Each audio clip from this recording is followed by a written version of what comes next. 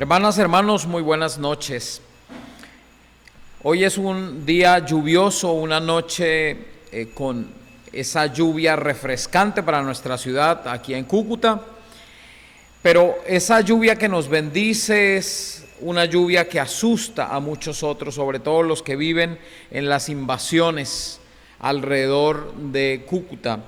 Estas personas que están allí, hermanos en Cristo ya, están asustados cada vez que llueve porque podrían sus casas colapsar ante la lluvia. Entonces los que estamos contentos por la frescura que trae la lluvia, oremos por aquellos que hoy están por lo menos asustados en los terrenos donde viven, que no colapsen y que no tengan alguna pérdida material. En Hechos, el capítulo 1, Lucas nos cuenta la ocasión en la que el Señor Jesús asciende al cielo y sus discípulos lo ven. Dos varones descienden. En el versículo 11 dice: y les dijeron: hombres galileos, ¿por qué se quedan de pie mirando al cielo? Este Jesús, quien fue tomado de ustedes arriba al cielo, vendrá de la misma manera como le han visto ir al cielo. Y una de las esperanzas que tenían los hermanos de la iglesia primitiva, incluido Pablo, era que así como el Señor había ascendido, lo verían venir en lo que se conoce como la parusía, cuando Jesús regrese por segunda vez. Pero muchos hermanos, entre ellos los nuevos cristianos en Tesalónica, estaban preocupados. Había algo, y la carta de los tesalonicenses nos lo muestra, una gran persecución.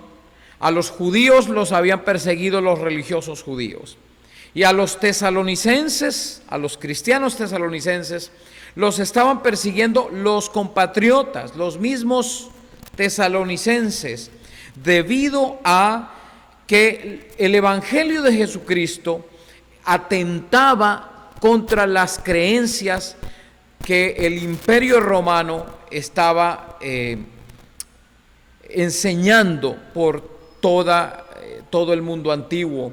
Una de esas era que, por ejemplo, César Augusto, que había muerto, regresaría como un dios, y cada César que moría era convertido en un dios, en un semidios, ya que se decía que había ascendido al cielo, pero no había ninguna esperanza entre la fe romana de que alguno de ellos regresaría.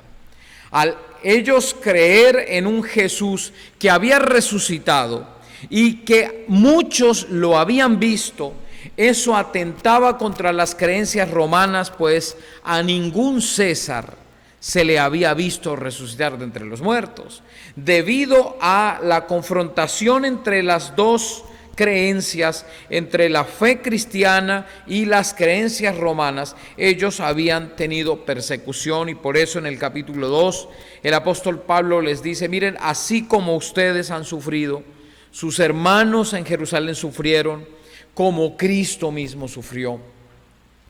No es una convicción el que, siguiendo a Cristo, evitemos las persecuciones, los conflictos, las dificultades. Y la pregunta que se hacían los tesalonicenses, y por eso, o esa es una de las razones por las cuales Pablo escribe esta carta, es: ¿y los que han muerto qué? ¿A dónde irán los muertos? Y espero que con la pregunta usted no se ponga a cantar una canción popular, sino que piense en los tesalonicenses.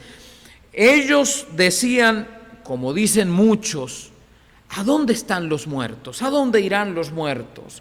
¿Dónde están ellos? Hay esperanza para aquellos que han muerto creyendo en el Evangelio. ¿Cómo es posible que Jesús haya dicho que iba a volver, que se le esperara, pero la gente se está muriendo y no viene? Como lo dije, uno de los propósitos al escribir Pablo esta carta es consolar a los hermanos que habían tenido que ver partir a sus seres queridos. Habían muerto y ellos estaban preocupados porque al parecer no había algo en la fe cristiana hasta ese momento que les dijera que habría alguna resurrección de los muertos. Sí se sabía que Cristo había muerto y que había resucitado, pero ¿dónde están los que han muerto? He tenido muchas veces esa pregunta, me han hecho esa pregunta: ¿dónde está mi papá que murió? ¿Dónde está mi mamá, mi hijo que ha muerto? Ellos están durmiendo, ellos están en algún lugar de descanso, ellos son conscientes, algunos, ellos se han convertido en ángeles. El apóstol Pablo escribe en esta primera carta a los tesalonicenses un aparte. Leamos los versículos 13 al 18. Tampoco queremos, hermanos, que ignoren acerca de los que duermen, para que no se entristezcan como los demás que no tienen esperanza. Porque si creemos que Jesús murió y resucitó, de la misma manera Dios traerá por medio de Jesús y con Él a los que han dormido. Pues les decimos esto por palabra del Señor: nosotros que vivimos, que habremos quedado hasta la venida del Señor, de ninguna manera precederemos a los que ya durmieron. Porque el Señor mismo descenderá del cielo con aclamación, con voz de arcángel, con trompeta de Dios, y los muertos en Cristo resucitarán primero. Luego nosotros, los que vivimos, los que habremos quedado, seremos arrebatados juntamente con ellos en las nubes para el encuentro con el Señor en el aire, y así estaremos siempre con el Señor. Por tanto, aliéntense los unos a los otros con estas palabras. Y quiero decir algo que puede sonar un poco brusco para algunos, un poco hiriente. Yo espero que no lo tomen personal, pero hay muchas posiciones o posturas teológicas con relación a este pasaje. Que si se habla del cuándo, que si este pasaje tiene que ver con la escatología, de hecho sí tiene que ver con la parusía, que es parte de la escatología, pero lo que el apóstol Pablo quiere hacer cuando les escribe a los tesalonicenses no es decirle lo que sucederá, el cuándo, no es decirles el cómo, ni es decirles el dónde. La pregunta de los tesalonicenses muy posiblemente era: ¿a dónde irán ellos? Pero Pablo no responde a la pregunta ¿a dónde van? Ni cuándo serán estas cosas. ¿Recuerdan la pregunta que los apóstoles, los discípulos le hacen a Jesús? Señor, ¿y cuándo sucederán estas cosas? Y parece que los cristianos, a través de las edades, a través de los tiempos, se han preocupado mucho por el cuándo.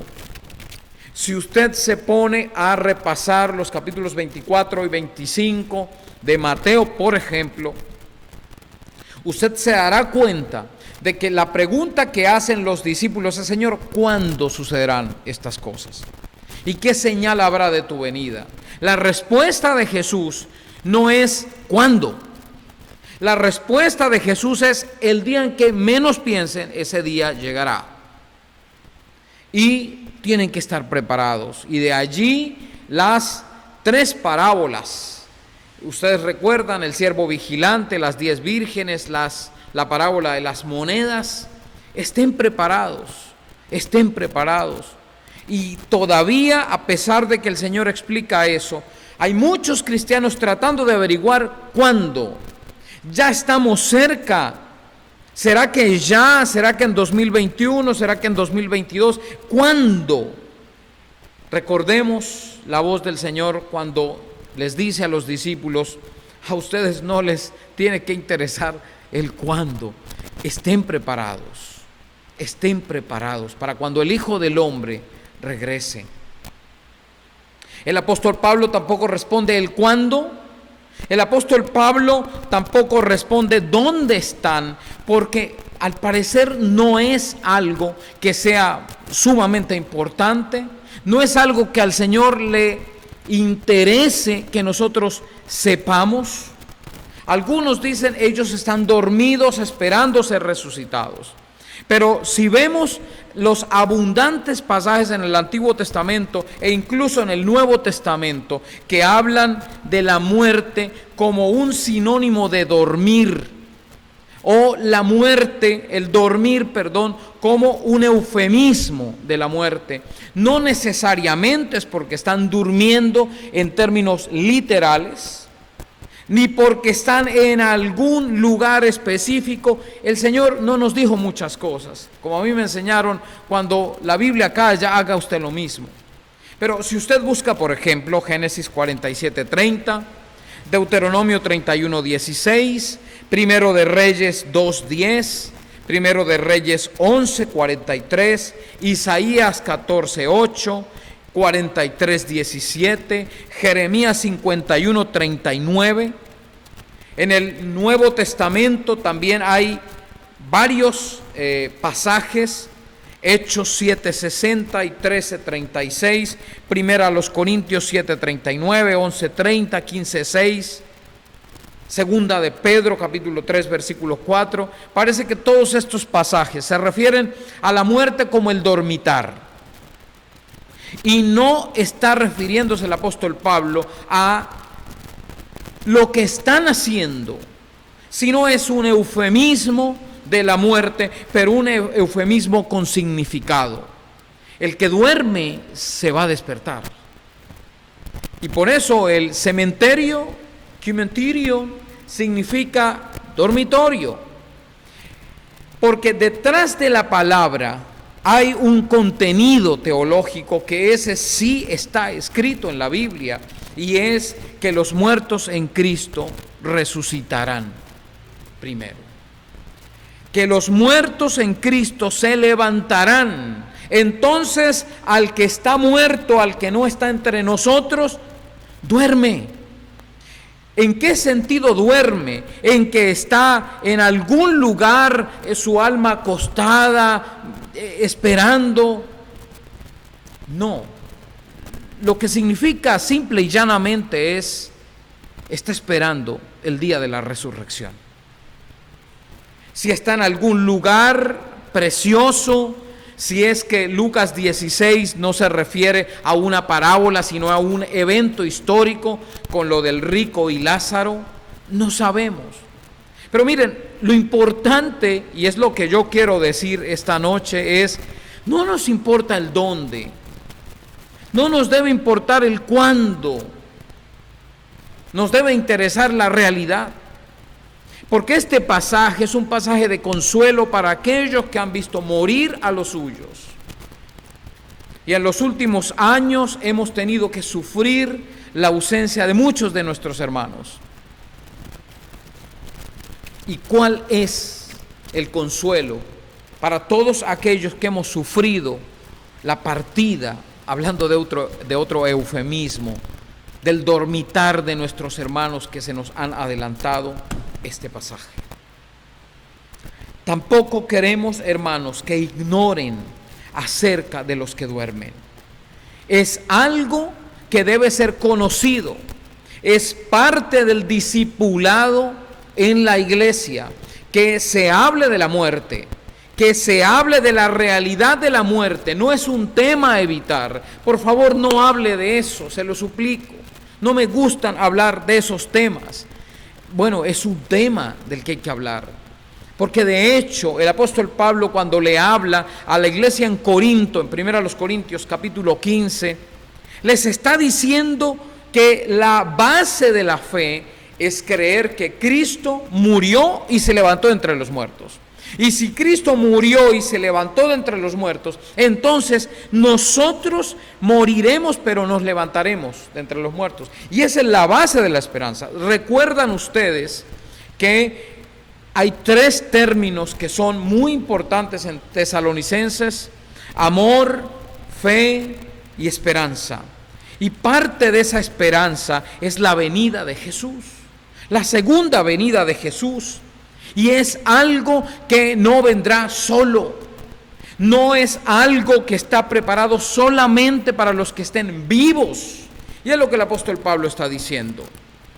Porque si creemos que Jesús murió y resucitó, de la misma manera, dice el versículo 14, Dios traerá por medio de Jesús y con Él a los que han dormido. Y allí es donde está la base de la esperanza. ¿Cuál es? Otra vez. La base de la esperanza es que Jesús murió y resucitó. Cito otra vez al apóstol Pablo en la primera carta a los Corintios, el capítulo 15. Es que si no creemos que Cristo murió y resucitó, nuestra fe es vana, es absurda. Entonces la base de nuestra fe es conocer que Cristo murió y resucitó. Y dice el apóstol Pablo que si creemos que Jesús murió y resucitó, ¿cuántos lo creen? Espero que todos lo crean. De la misma manera, Dios traerá por medio de Jesús y con Él a los que han dormido. Y por eso en el versículo 13, en la segunda parte, dice, para que no se entristezcan como los que no tienen esperanza. Hay personas que no tienen esperanza al hablar de la muerte, y son aquellos que no creen en Jesús. Porque ¿cuál otra teología, cuál otra escritura sagrada, cuál otra religión habla de una vida preciosa después de la muerte, de la resurrección? No estoy hablando de la reencarnación, porque es una idea absurda, que carece de toda lógica y carece de toda esperanza. Pero estamos hablando de que si creemos que Cristo murió y resucitó, entonces los que han muerto también resucitarán. Y por eso se habla de los que duermen. Versículo 15, pues les decimos esto por palabra del Señor. Nosotros que vivimos, que habremos quedado hasta la venida del Señor. Una vez más, la venida del Señor es un tema clave. Es la base de la esperanza para el apóstol Pablo a los tesalonicenses. Y el apóstol Pablo estaba esperando que eso ocurriera mientras él vivía. Y vemos en las últimas cartas del apóstol Pablo que él ya teme que no va a ocurrir porque ya está hablando de su partida. Pero creo que el apóstol Pablo está claro y está presto porque ha entendido el mensaje que Jesús les dijo a sus discípulos. Estén preparados. En otras palabras, si usted cree que Jesús no va a venir pronto, usted va a vivir muy diferente de lo que viviría si usted estuviera convencido de que Jesús puede venir esta noche por segunda vez o mañana. Es estar preparados. El apóstol Pablo está recordando la enseñanza de Jesús a sus discípulos. Nosotros, los que vivimos, los que habremos quedado hasta la venida del Señor, de ninguna manera precederemos a los que ya durmieron. Y vuelve y habla de los que ya durmieron. ¿A dónde irán los muertos? El apóstol Pablo no está pensando en responder la pregunta del sitio. ¿A dónde irán los muertos cuando mueran? El apóstol Pablo no está enfocado en decir qué harán los muertos mientras nosotros vivimos acá. Esas no son las preguntas que a él le interesan. Las preguntas que tal vez Pablo hace de manera implícita en el pasaje es: ¿los que murieron de verdad murieron en Cristo o murieron sin Cristo? Y allí reside la esperanza. ¿Será que murieron realmente los que ya no están entre nosotros? ¿Murieron en Cristo? Y dice el versículo 16, porque el Señor mismo descenderá del cielo con aclamación, con voz de arcángel, con trompeta de Dios, y los muertos en Cristo resucitarán primero. Y esto debe llenar de esperanza a todos aquellos que han visto morir en Cristo a sus familiares. Y es por eso que es tan importante que les hablemos de Cristo a nuestros familiares, a nuestros seres amados. Porque la esperanza de todo cristiano es que los nuestros, que son el regalo eterno que el Señor nos ha dado, usted no va a llevarse sus casas, sus hijos no van a llevarse las propiedades, ni los títulos universitarios, ni el dinero que puedan ganar. Ellos se van o ellos se quedan. Ellos se van con el Señor o ellos se quedan sin el Señor. Y hay una vida eterna.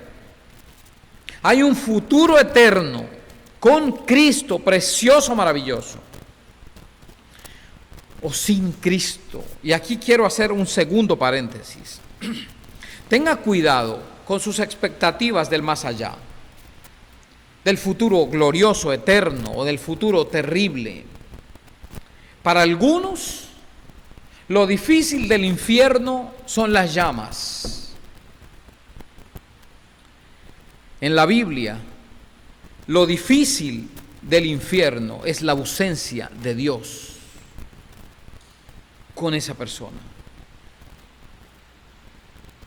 Para muchos, el deseo precioso son las calles de oro, el mar de cristal, la mansión preciosa. En la Biblia, el futuro glorioso no es por las calles de oro, de verdad que eso no nos va a importar. Es la presencia de Cristo. La sola presencia. No querremos nada más que adorarlo. Así que no se engañe, porque si su deseo de llegar al cielo es por la mansión que va a recibir, creo que no ha entendido el Evangelio.